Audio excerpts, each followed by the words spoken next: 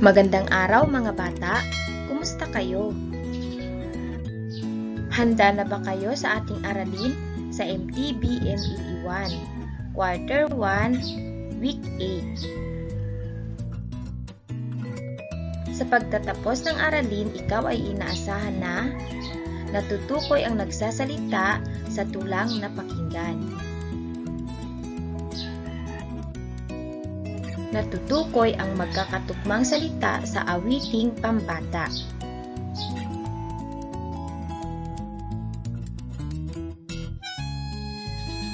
Ating sagutan ang paunang pagsubok na makikita sa pahina 1 hanggang 2 ng inyong module.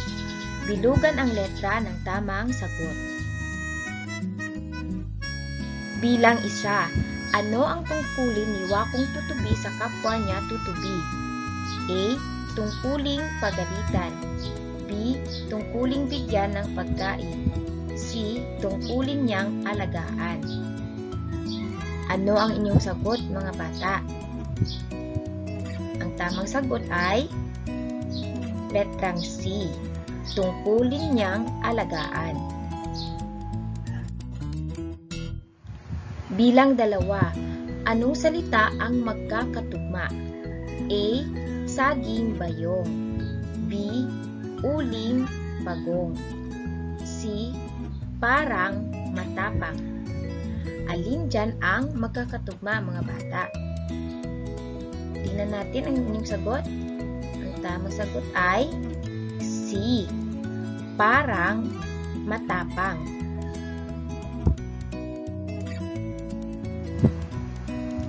Bilang 3. Ano ang mabubuong salita sa mga letra kapag pinagsama-sama ang W, L, S, I, A?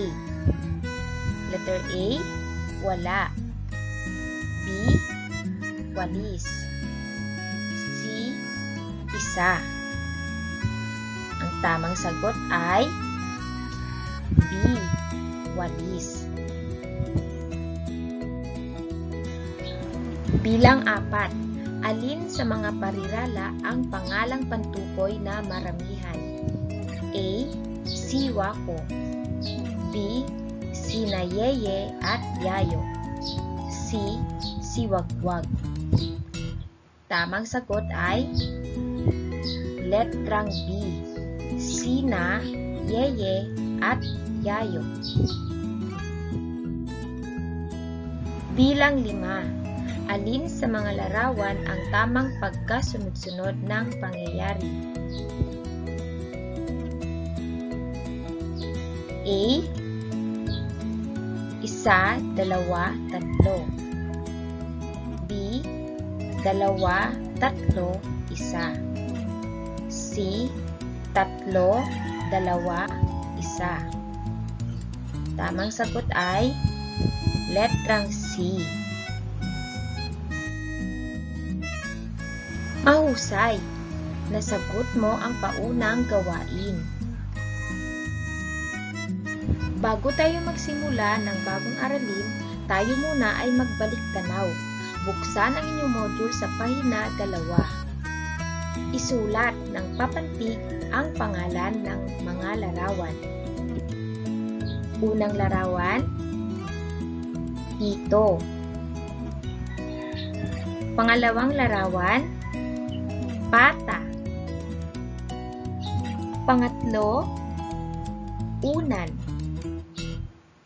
Pang-4, niyog. At pang-5, puno. Ilagay ang inyong sagot mga bata sa loob ng kahon.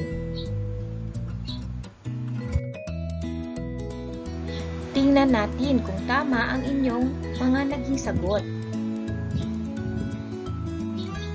Unang bilang. Ano uli ito mga bata? Pito. Pito. Tama ba ang inyong naging sagot? Basahin nyo nga uli. Pito. Bilang 2. Pata. Pata. Bilang 3, unan. Unan. Bilang 4, niyog. Niyog. Bilang 5, puno. Puno.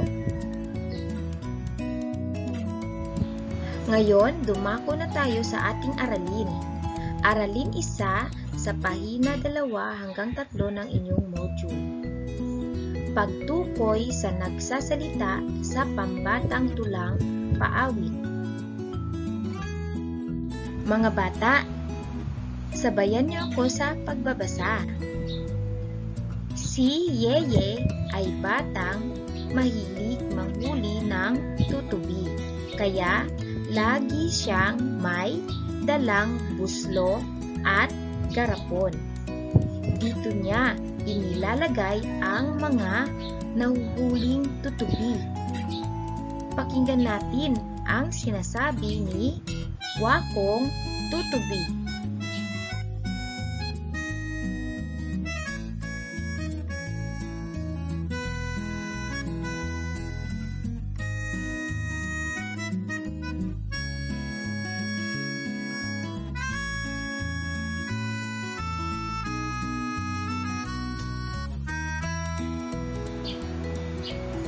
Ating basahin at awitin sa himig na Ako ay may lobo. Ang mga utos at bilin ni Wako sa kapwa tutubi.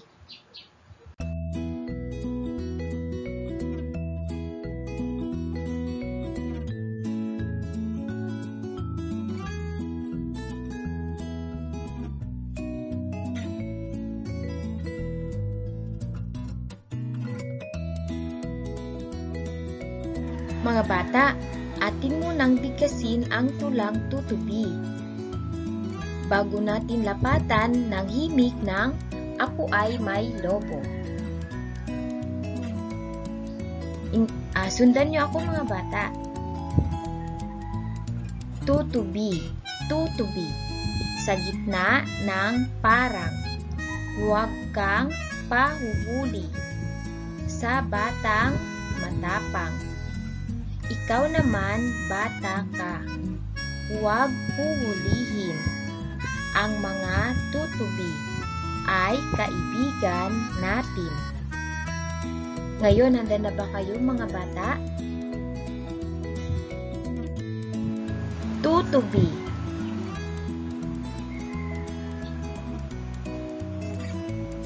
Tutubi, tutubi, sa gitna ng parang, huwag kang pahuhuli sa batang matapang.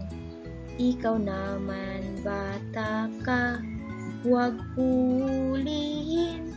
Ang mga tutubi ay kaibigan natin.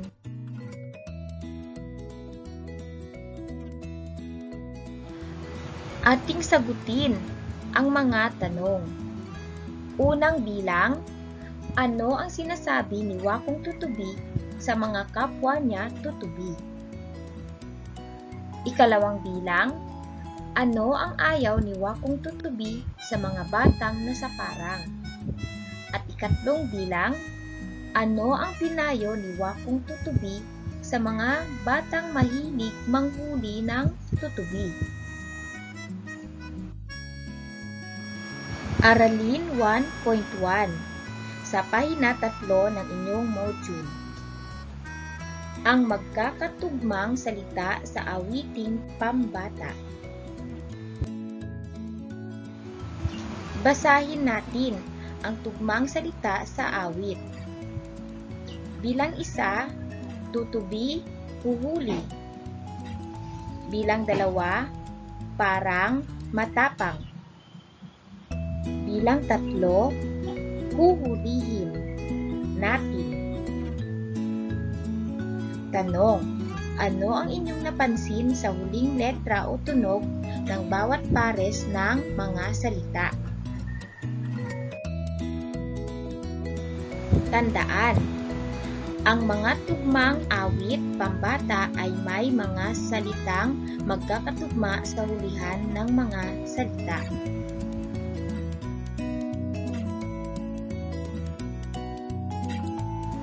Ngayon, inyong sagutan ang gawain 1 sa pahina 6 ng inyong module.